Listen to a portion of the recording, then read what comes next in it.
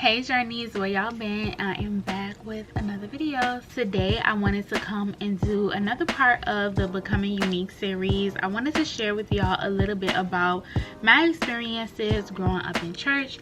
For you guys who don't know, I am actually a MK, which would be considered a minister's kid. So I pretty much grew up in the church all my life. Before I was born, I was actually growing up in the church. My mom really wanted to try for another baby, and she was very diligent in going to the altar and like praying for me to be a manifestation, because I was one of her biggest heart's desires. So I was essentially manifested within a church's altar for my existence to come to form. So shout out to my mom for having those master manifesting capabilities. Otherwise, I don't know if I would be here. I would say that my earliest memory in church was probably being baptized. I do remember being baptized at a really young age. I had to be at least like 3 or 4 years old, and it was something that I actually requested for myself. It was something that I witnessed a lot of the other church members would be doing the process as well, and it was something that I felt as if I also wanted to be a part of and that I wanted to experience for myself. Now, I don't know where this awareness came from to make me request something like that at such a very young age. However, that is probably the very first thing that I remember personally for me as it relates to going to church. My mom also associated with a lot of clergy and people with different positions within churches. They were some of her closest friends. So my godmom had her own church along with my goddad, so we went to their church for a while, and that is where I spent most of my time growing up. I won't get on here and say that I missed out on having a childhood due to the fact that we were so heavily involved in church, but I do want to mention that being so engulfed in that environment definitely had a detriment on my upbringing, which has caused me to have to relearn and unlearn a lot of things as a grown-up and really be able to heal through. I do feel like a lot of aspects of the teachings and the practices of how I came up negatively impacted me as a grown-up, and I do want to start uncovering some of those things with you guys on a deeper level. I just haven't decided how I want to unravel that, because it's some really heavy stuff, and I'm not sure if it's something I want to do here on my YouTube channel or if I want to do it on my podcast. For y'all who don't know, I do have a podcast. It's called Journey Free Podcast. The link is in the description box down below. So if y'all want like a more in-depth conversation as it relates to my experiences growing up in church, maybe we can get my mom to be a guest on the show so y'all can hear from her perspective as to how that experience was raising me in that type of way. Then definitely let me know in the comment section down below as well. So beyond my first memory of being baptized, I would say that I probably went to church at least 5 days out of the week. I was in everything from the choir to the praise dance team. We had Bible study and prayer. There were also times when my mom would have a lot of different meetings. She would clean the church. She was also over the children's ministry, and my mom essentially wore a lot of hats working in the community as an advocate. We were there from sun up to sundown. Sundays was an all-day thing, and you wouldn't get home until late in the night. There were times where we would go to church in the morning, have prayer and Sunday school. After that, you would have Sunday worship service. There would be a break in between for like an hour for you to go and get food, and then we would have another service either at our church or we would have to travel to a different church to have a different service, and we wouldn't get home until like late into the night.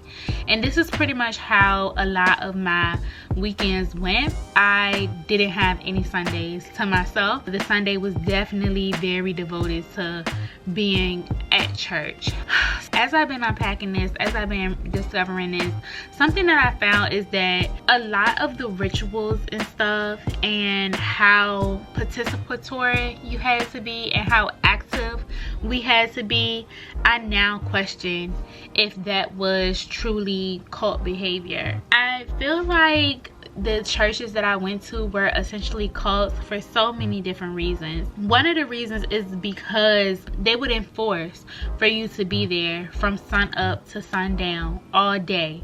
They didn't really allow you space to do anything outside of that environment, and for me that reminds me of cult behavior. The reason why I say that's cult behavior, because generally speaking, those type of societies and groups, they tend to take you away from the outside world. They back it up with different scriptures, make sure that you commune amongst the saints. They use different language, like encouraging you not to be amongst those who are not Christian, don't hang around people who are unequally yoked, don't engage in the things of the world that are not of God or of church.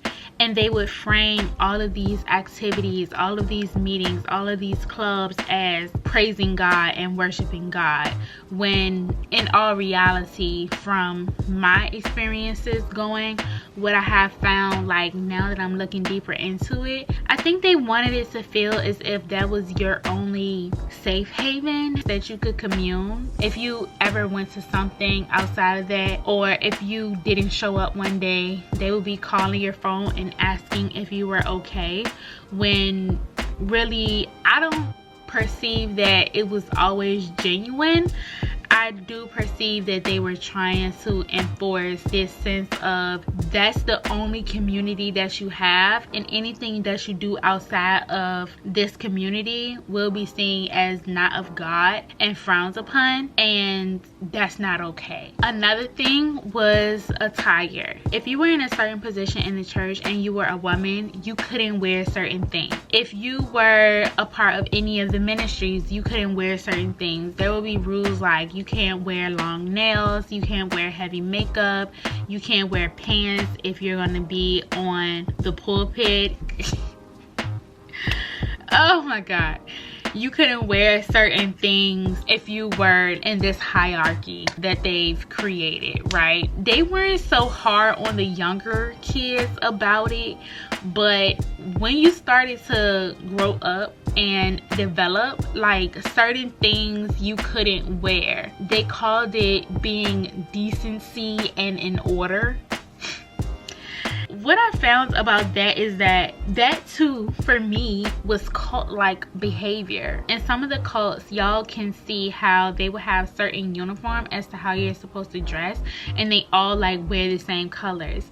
And when I'm thinking about the churches that we went to and how all of the ladies, they would have the same three-piece like suits, long skirts down to your ankles, long sleeves down to your wrists, and all of these things. And they would encourage that as you covering yourself up, as if the body is something that should be covered, or as if certain body types weren't acceptable to wear certain things. Yeah, I understand get clothes that match your figure, but what are we basing this off of? What narrative or what societal norm are we basing the narrative? Are we basing this idea about what body type looks quote unquote appropriate? Appropriate to whom? Appropriate based on what? That was something else that I really didn't like. It was just like, if you have certain curves, you couldn't wear certain things. They would literally put like these rags over your legs, and I'm just sitting here like, once I went to college and I learned about the hypersexualization of Black women's bodies specifically, and just the over-sexualization of women's bodies, it really made me assess like, y'all was doing all this for what? Y'all was doing all of this covering up and hiding for what? We all have bodies. We all walk around with this. It's a natural part of our human anatomy. You don't have to sexualize the female body, and you shouldn't tell the female, that she has to cover herself up in a way to protect herself.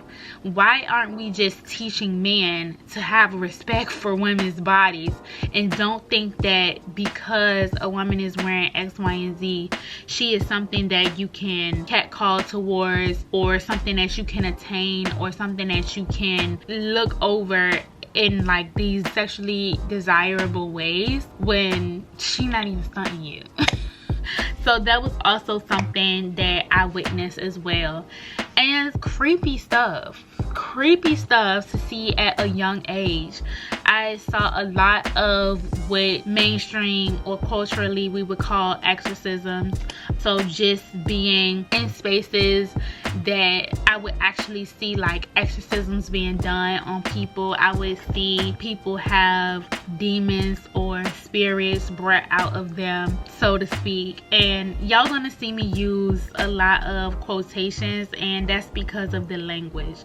The language itself, it can be so dissected on its own, but those were other things that I witnessed. And as a kid, it can be a lot, it can be scary, and I don't think they took those things in consideration. And a lot of the practices, to me personally, and I'm not saying any of this to like dumb down, you know, the upbringing that I had and like the churches that I went to, but just it's just things that I can now see from a different perspective, that it wasn't presented to me in that way as a kid. The full truth of it all. Just seeing people pass out, seeing people throw up in trash cans, seeing people run around in circles, the hollering, the crying, the screaming, the yelling, the just shaking and salivating.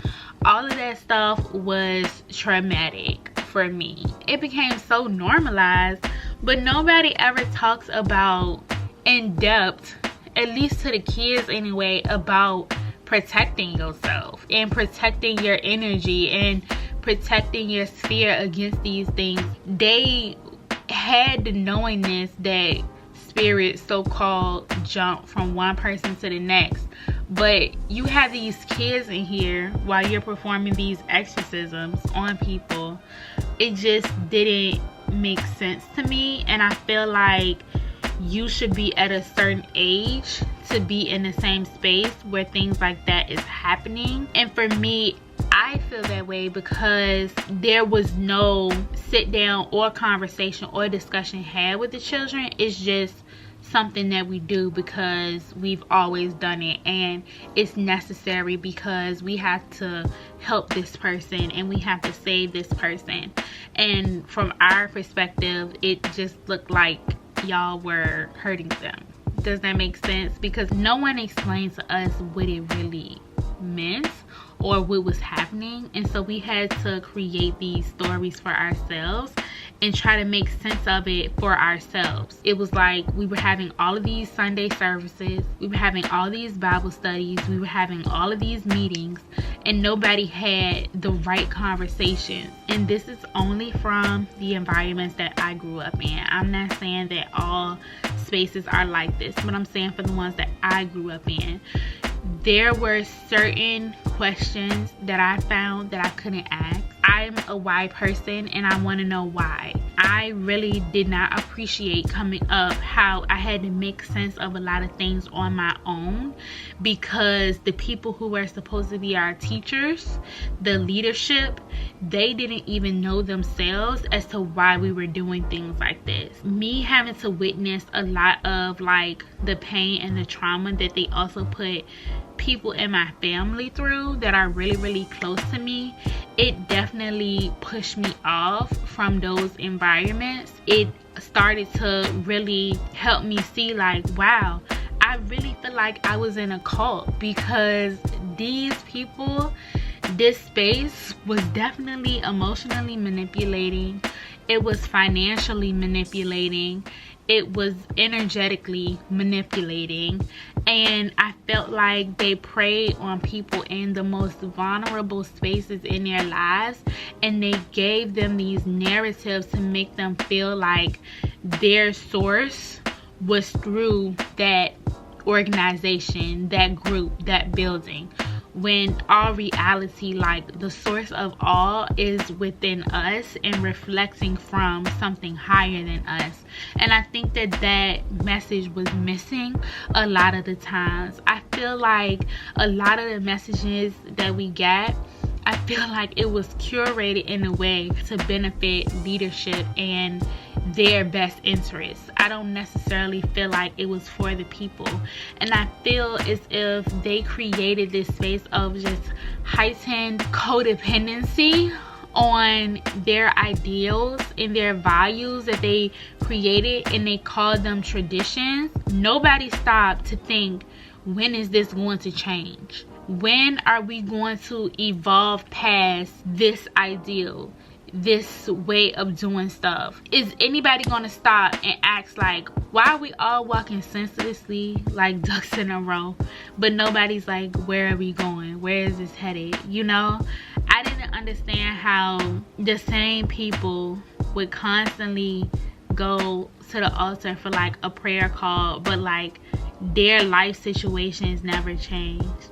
It didn't make sense to me. You would think that after so long, after praying so much, after having so much faith and having so much hope, that you would be able to change your situation and make it differently for yourself at some point. Like, how many times do you go to the altar hooping and hollering about the same thing that you've been hooping and hollering about for like 5 years straight? And I know you've been hooping and hollering about it for 5 years straight because I didn't watch you every freaking week. Those type of things, it didn't make sense to me, y'all, and it was culty. I definitely had to do a lot of healing around growing up in church. I personally don't go myself anymore, partly because of a lot of the things that I had to go through coming up, being raised that way. Another part of it is there isn't a space that I have felt connected to since I moved from Atlanta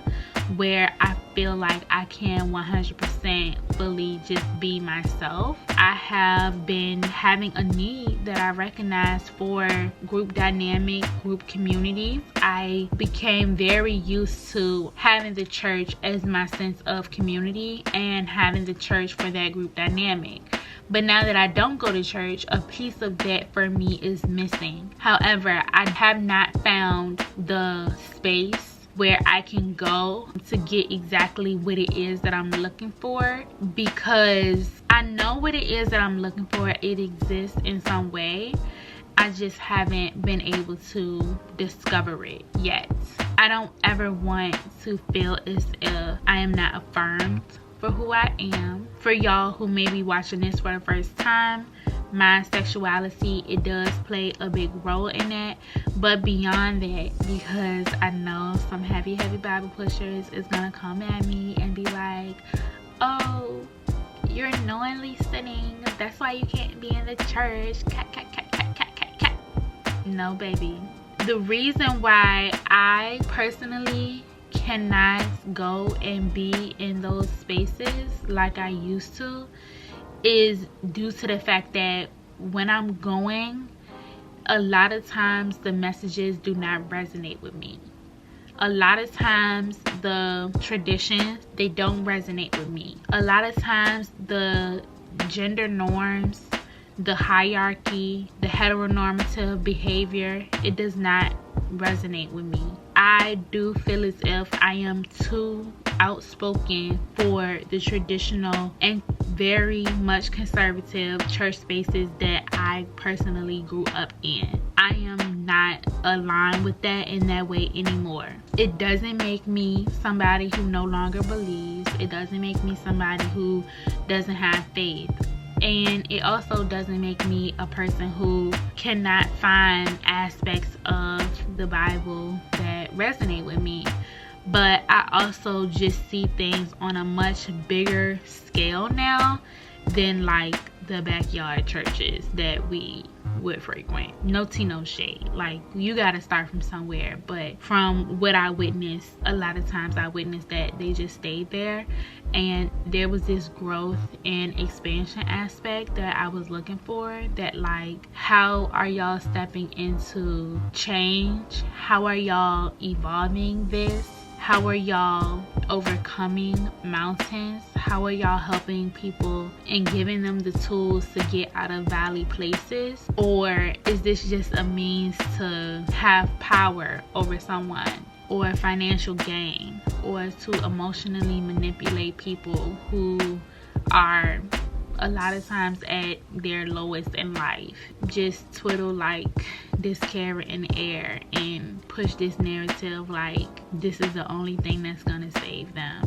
You know, it didn't make sense to me. I know this conversation probably rubbed some people the wrong way. I'm willing to hear y'all perspectives, y'all thoughts, because I am open for discussion. I am open for healthy dialogue. I just ask that y'all be respectful. Any experiences that y'all had as well growing up in church, let me know what that was like for you.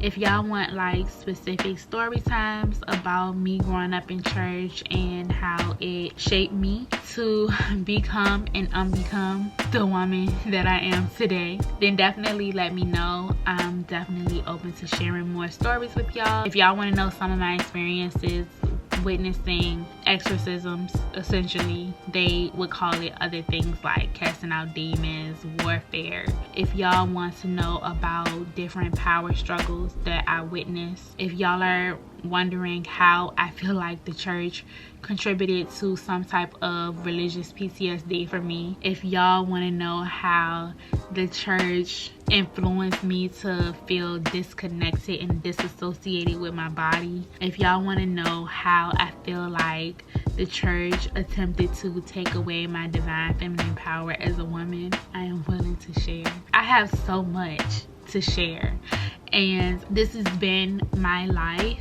and these things are a very integral part of my life due to the fact that I've spent so many days, hours, seconds, and minutes in there. And I do want to say that I know that people make mistakes. I know that people are learning as they go, but I also know that some people know better. They just choose not to do better. And I feel like it's important that we talk about that. If y'all enjoy this conversation, I highly encourage y'all to consider checking the link in the description box down below. I have a podcast. It's called Journey Free Podcast, and over there I talked about a subject similar to this as to how religion and sex doesn't mix. If y'all want more in-depth talks like this, don't hesitate to let me know in the comment section down below.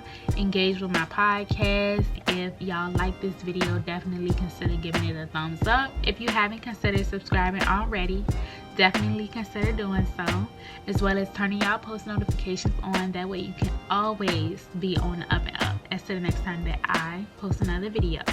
I'm here for the consistency. I am here for the heavy conversations that a lot of people may not want to hear, but it needs to be said, and I'm willing to be the one that's gonna say it. Okay, so yeah, journeys, I hope that y'all were able to gain some insight about my background, my upbringing, on me becoming unique. My first memory growing up in church, what my experiences have been like, my views and perspectives based on my own personal life experiences around church and church people, church trauma, church hurts. Yeah, it's loaded. Heavy stuff, heavy stuff. I've definitely witnessed myself and people close to me be able to break free from these environments, and I know that if there's anyone out there who also feels like they have been constricted, constrained, manipulated in any way, that you too, you have the power to be able to get out of those type of situations, whether it's a traditional church religious background like I grew up in as an MK, or if it's something that society would consider to be a cult. All the power that you need, it does live inside of you. It resides inside of you. The creator gave you that power to be able to make it through this life and thrive in this life. It's just up to you to tap into that energy. You can do it. I know y'all can. If I can, you can too. So thank y'all so much for watching. I really do appreciate y'all making it to this point. If you made it to this point, I respect that. Put 100 in the prayer hands in the comment section down below, and I will see y'all in my next video. Bye, Journey.